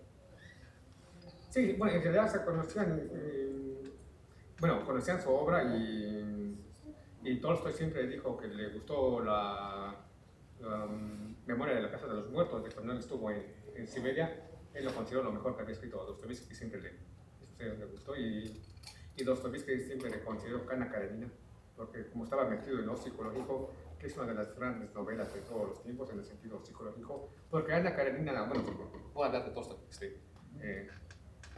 no tuvo buena recepción, ni por Turgenev, por los críticos, y Dostoyevsky como que lo defendió y dijo, no, esto está desde el punto de vista psicológico, o sea, es un clásico y es una gran novela. Bueno, Guerra y Paz es muy larga, ya tiene como 2000 páginas, entonces, pero bueno, entonces no lo vamos a leer aquí tampoco, pero no daría tiempo. Pero bueno, pero mi escritor favorito es Tolstoy. Pero podríamos leer unos cuantos de Tolstoy también en otro momento. Yo quisiera preguntarles, porque ustedes comentaron que les parecía que Alexei era como el personaje más racional, más lógico, pero no sé, yo siento que si pudiera clasificar a uno de los personajes así sería al inglés, ¿no? Ashley. Yo creo que el inglés es más la crítica a los ingleses de que son más prudentes, son ese porte como caballeresco, como de templanza, eso es lo que... Pero también como en su forma de comportarse, ¿no? Porque, o sea, siento que era como el más neutral, como todos estaban ahí como el más tranquilo. Siento que el personaje principal era justamente de los más irracionales, en parte también por esa como deseo que tenía por... Tenía codependencia emocional. Ajá. Esa es la palabra. Ya lo diagnosticaste. Sí. Mi yo psicólogo dijo que tenía codependencia emocional. Yo creo que esa percepción, como al final es el narrador del libro, entonces da esa percepción de que está analizando todo el tiempo sus decisiones y las de los demás, ¿no? Entonces por eso, desde mi punto de vista, pues puede aparecer como el personaje más racional, pero pues todos tienen su toquecito de irracionalidad y su toquecito de una, no sé, de una cosa mala, ¿no? O sea, hay avaricia, egoísmo, así, todo. Sí, porque de hecho hasta la iglesia al final se quería batir a duelo, ¿no? Si le pasaba algo a Polina. Le dijo a lo mejor de otra versión, pero le había comentado a Alexei que si algo le pasaba a Polina se iban a batir a duelo. Entonces también, racional no tanto, ¿no? Sí, bueno, da esa percepción. Pero bueno, racional al momento más bien reflexivo, ¿no? Sí, sí, porque recordaba, pero al momento hasta él mismo decía, ¿actué por amor o qué fue lo que me impulsó a actuar de esa forma? Más que racional, creo que era reflexivo, ¿no? Porque recordaba lo que había hecho y cómo se había comportado él y cómo se comportaban los demás. Pero en el momento actuaba, ¿no? Entonces puede describir el temperamento tanto de los ingleses como de los rusos, ¿no? Que finalmente... De los alemanes. Ajá, bueno, Bueno, el francés. los franceses, por ejemplo, ¿no? En esta parte de que quedaron enmarcados de la aristocracia, ¿no? Y con este marco de la época de los reyes, de los luises por ahí, ¿no? Y bueno, los ingleses finalmente, pues, lo que hasta la fecha concebimos como que son fríos, ¿no? Sus emociones no son capaces de expresar y buscan siempre como lo racional en la rectitud, ¿no? De ser sentados, ¿no? Y acá como lo que señaló en esta parte de los rusos, que es lejos de, yo conocía, creo en unas sesiones comenté conocer en Praga a una persona que le preguntaba yo que por qué era porque me sacaba de la duda porque eran tan fríos, ¿no? Que no es que seamos fríos, es que finalmente estamos por generaciones, ya los jóvenes ahora no lo somos, pero siempre como con esa parte de no tener la confianza al otro de decir realmente lo que sientes, porque no sabes si se te va a traicionar por todo lo que vivieron nuestros abuelos o antepasados en periodo de guerra, ¿no? Eso era lo que él decía, porque al contrario, pues nuestra educación hace que seamos sociables, que seamos bailarines, por ejemplo, porque la misma educación del Estado nos ha permitido que desde pequeños tengamos pues, esas clases en el arte, desde el kinder desde la escuela, de tomar esta educación, ¿no? de bailar, por ejemplo. Entonces no es que seamos de esa manera. Entonces quiero asemejarlo con los rusos, algo parecido, ¿no? Aparte de que muchos niños rusos, había visto que en varias entrevistas a jóvenes rusos, de que les ponen a Dostoyevsky a leerlo en la secundaria, en la primaria. Imagínense leyendo a Dostoyevsky en la primaria y en la secundaria. Eso también moldea solamente una visión, es como si nos pusieran a leer a... Por eso son tan depresivos. Bueno, no teníamos un Dostoyevsky en México. Pues perdón. Tampoco gusta tanto, ¿no? Como de este lado, como latinoamericanos. Al final estamos más acostumbrados a algo, no sé. Yo creo que es el escritor en América Latina más leído de Rusia. Sí. Incluso, no, hace un momento no, que no gusta tanto. O sea, no, incluso hay seminarios de Dostoyevsky, o sea, uno busca. No, sí, o sea, no los he visto, incluso en su centenario en 1800 que hubo en el 200 años, hizo una serie de Dostoyevsky. No, es el escritor más leído en Latinoamérica, y Crimen y Castigo han hecho versiones de películas, ¿cierto? Sí. De todos los, o sea, mexicanas, hay de todos los. No debe ser el escritor más, tal vez por el sufrimiento y la. Sí, y tiene mucho que ver también con la personalidad, ¿no? Porque hace rato platicaba con el doctor Víctor y me decía justamente que por eso muchas veces no les gusta Dostoyevsky, prefieren a Tolstoy en algunos lugares, porque sus personajes tienden a decaer, ¿no? Tienden a ser, a ir hacia abajo, se van sufriendo y siguen sufriendo. Y me explicaba Víctor que en Tolstoy no, los personajes en realidad aprenden y van cambiando su vida y van mejorando.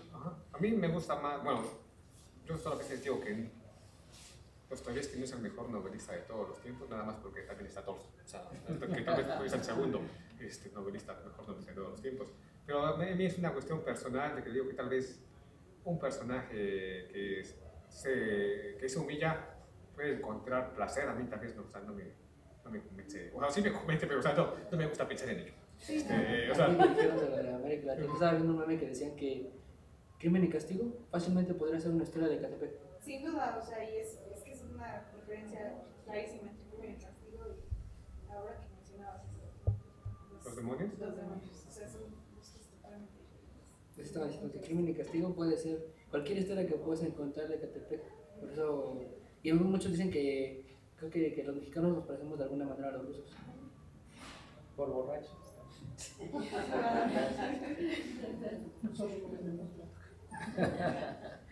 No, pero sí lo reflexionamos, o sea, la depresión, la tristeza, tan solo las canciones, ¿no? De José Alfredo Jiménez, de Vicente Fernández, las de las borracheras clásicas, va en ese sentido, ¿no? En el momento de la época, ¿no? Que se escribe. Está viendo esta parte de cómo se encontraba Rusia para aquel momento. También hay algunos detalles, por ejemplo, que interesante la novela, ¿no? De qué monedas son las que se manejaban ahí, ¿no? Habla mucho del florín, del Federico, y en esa época pues el florín, que era el irlandés, ¿no? Las monedas que realmente eran más valoradas, ¿no? En esa época, cómo se manejaban, no había transferencias bancarias, ¿no? Ni hacer un SPAY o algo así. Bueno, pero habla de las casas de cambio, ¿no? Sí, claro. Y que eran abusivas. A la abuela, ¿no? Esto de las casas de cambio. Entonces, que hasta los judíos que eran abusivos se espantarían, ¿no? Menciona a los Rothschild, ¿cierto? Eso ya se relaciona con la economía, porque en sus otras novelas también, aunque no hable de economía, también está hablando como de la economía política. Sí está presente, al menos en Los Demonios sí está muy presente. Pues no sé si en las futuras sesiones vamos a leer a Dostoyevsky, porque sus mayores de sus novelas son largas. Son largas. Bueno, aunque tiene cosas cortas también. Y es que también hay tantos autores que tenemos presentes. Pero sus grandes novelas son las novelas largas, como Los Demonios, como Crimen y Castigo. Bueno, Humillados y Ofendidos se considera tal vez, es importante, pero no las principales, El Idiota, Los Demonios, o sea, son La Memoria de los Muertos, son muy largas. Entonces, Entonces, tal vez lo que un día, digamos, sea como un capítulo de alguna, de algún de los hermanos Karamazov, tal vez eso sí vamos a, se tiene que preparar para estar listos. El momento cuando Kirillov dice que se va a suicidar para convertirse en Dios. ¿Cuál de los hermanos? De los demonios. ¿A los demonios? No puede ser, no puede ser que escojamos un capítulo para leer especial. No hay. De Dostoyevsky en el curso siguiente, ¿cierto? En este estuvo considerado y Las Noches Blancas, para que lo leyéramos y al final de cuentas escogimos el jugador, ¿cierto? ¿Y qué recomienda después? O sea, después del jugador, ¿qué se puede leer? No, pues es que como dices, puedes leer cualquier cosa, Pero, mismo, porque es un clásico. ¿A mí? No, pues tal vez tienes que leer los primeros escritos, ¿no? O sea, Las Noches Blancas es un gran, es un cuento, pero él también tiene cuentos, entonces cuentos, o sea, todo lo que él hizo, y también tiene ensayos. O sea, en los diarios de un escritor, él tiene como ensayos políticos, o sea, las reflexiones, o sea, él hizo de todo. Entonces, tal vez sea...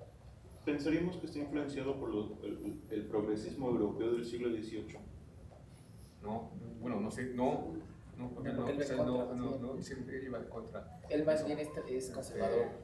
Sí, él es conservador. Sí, porque él llega, o sea, que la Iglesia Ortodoxa, el modelo es el ruso, incluso critica a la Alemania y todo lo demás.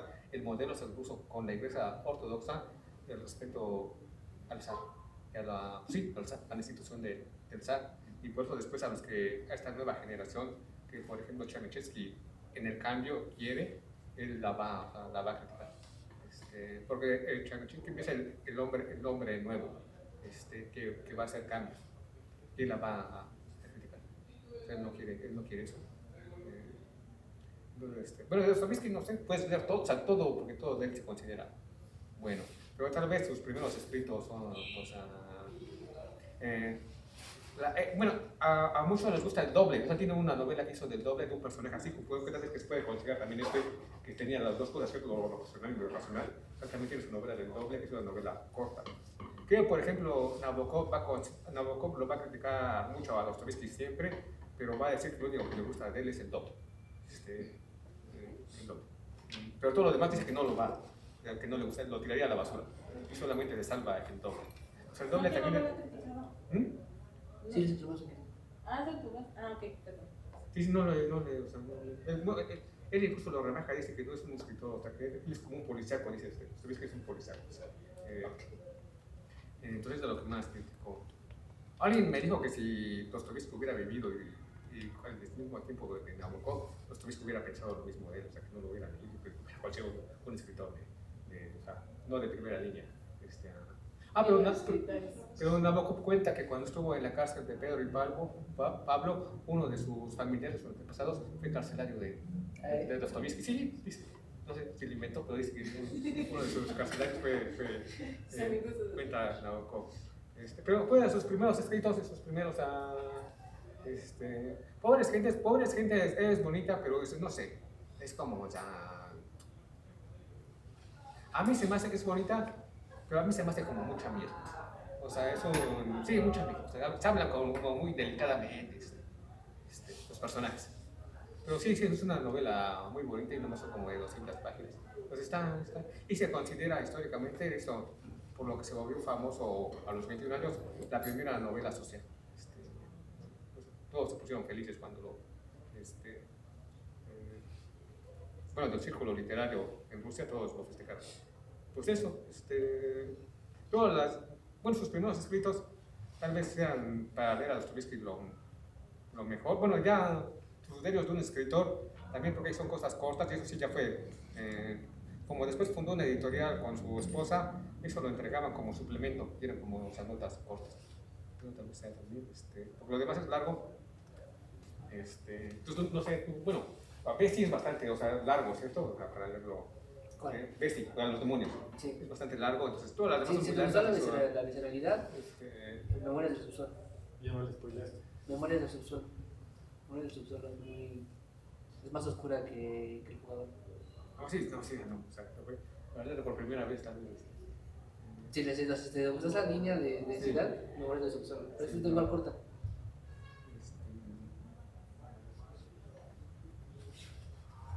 Bueno, pero todo lo, o sea, crimen y castigo a mí se me hace, bueno, no, ya se cuenta que el personaje estaba bastante, pero para leerlo con calma, o sea, uno no lo va a leer no sé, esas novelas así como, no sé, un mes, 2 meses, o sea, lo leyes, tú lo dejas, ¿cierto? Para pensar, porque llegas a odiar al personaje, ay, no, pues, ya lo odio, entonces, trato de reflexionar, o los demonios también uno llega a odiar a los personajes, o sea, uno, es la verdad, pues, se conecta tanto, yo sé, luego uno llega a odiar al personaje, y si uno se mete tanto en la novela, y uno primero la quiere leer mucho, y ya después digo, no, mejor, le ponen como 10 nombres a cada personaje y se está confundiendo entre nombres, ¿no? Sí, pero si llegas a decir, ya mejor, más cosas de que, ya, aquí lo voy a dejar y no lo voy a volver a abrir, porque ya, ese personaje ya me cayó mal, Pero sí, hay cosas que tal vez no se van a leer de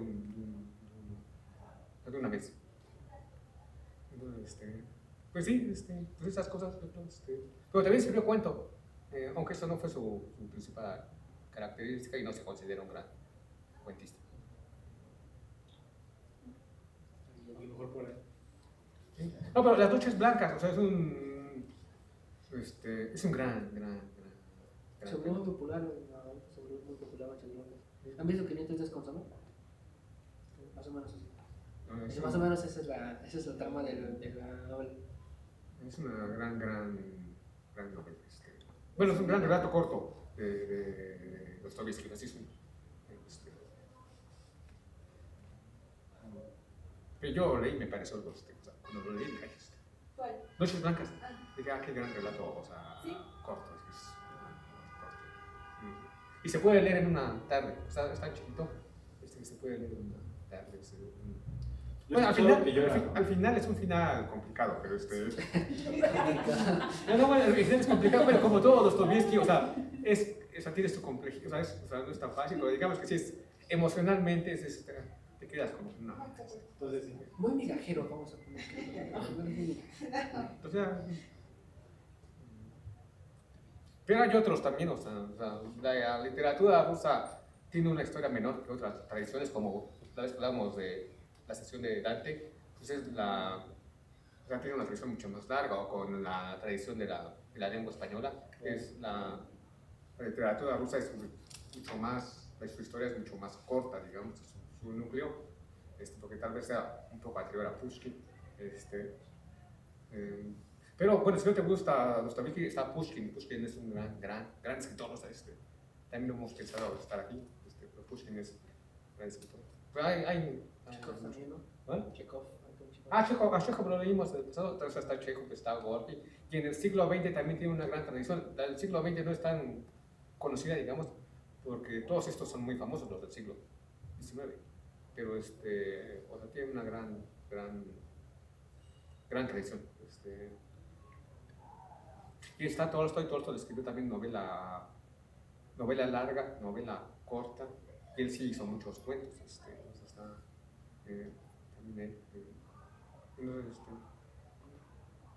pues hay diferentes gustos. Sí, claro. Incluso tenemos pendientes muchas lecturas franceses, Bueno, alemanes. y es un tipo de realismo, ¿cierto? El realismo de Dostoyevsky, el realismo de Tolstoy.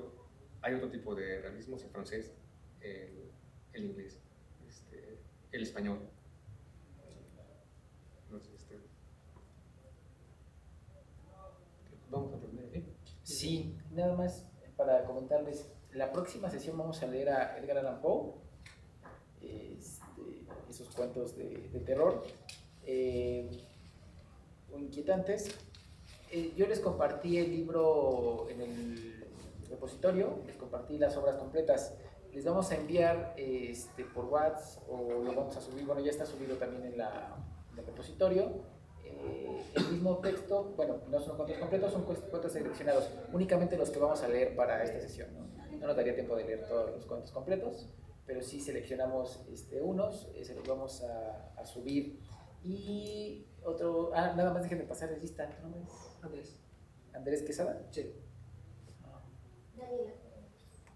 Daniel Hernández. Leslie. Guillermo Treviño.